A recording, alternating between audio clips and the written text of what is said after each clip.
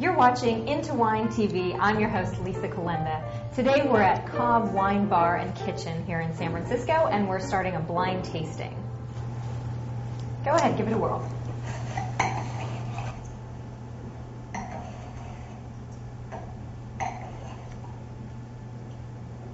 Bartholomew, what do you think?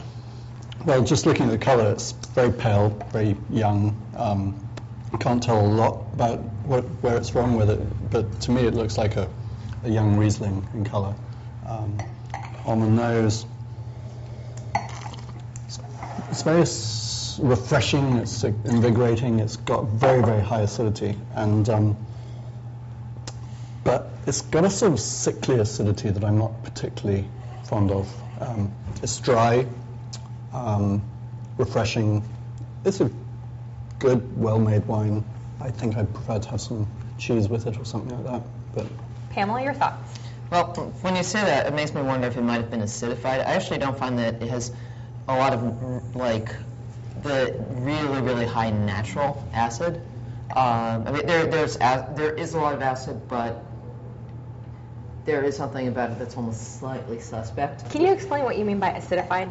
Oh yeah, acidified is when a winemaker literally will add acid, usually tartaric acid, malic acid, to wine to increase the level of acid. For instance, if there's a very warm vintage and the wine might not have the amount of acidity that it normally would have, so just so that it has a greater sense of balance. Okay. In some countries it's very normal and necessary and legal to add acid, but in other countries it's illegal. Right. Australia adds a lot of acid to their wines. Yeah. Sulfuric acid is even sometimes added to cut down on the amount of tartaric that's needed. And if you had to guess what type of wine this was, what would you say? Well, I don't think it's Riesling. No.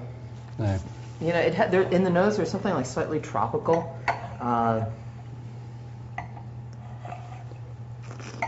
wouldn't be surprised if it was maybe even a blend of a couple of different grapes. I don't think it's Chardonnay, though. I mean, it does have some Sauvignon Blanc-like characteristics, but it's not typical Sauvignon Blanc. No. If it was Chardonnay, it would be completely unoaked because there's no oak on this. Yeah. You know, I'm also looking at the legs, and one thing that I noticed that there's a lot of heat in the finish, which is alcohol, and I'm looking at the legs that are moving fairly slow, and I definitely think there's some alcohol in this wine, or at least the alcohol is somewhat dominant. There's a lot of heat in the finish, and then there's sort of like no finish. So I'm being a little bit more critical than Bartholomew was. Yeah, well, you may be, but when I said it's a sickly character, I think that's pretty harshly critical on my part. Well, why don't we reveal the wine and find out what it was? You've been drinking a 2006 Markham Sauvignon Blanc.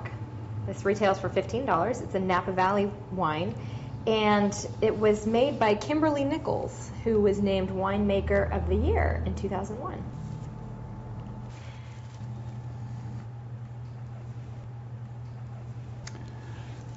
I don't have anything. 13.8% alcohol. It's how much? 13.8? It actually seems like it's over 14.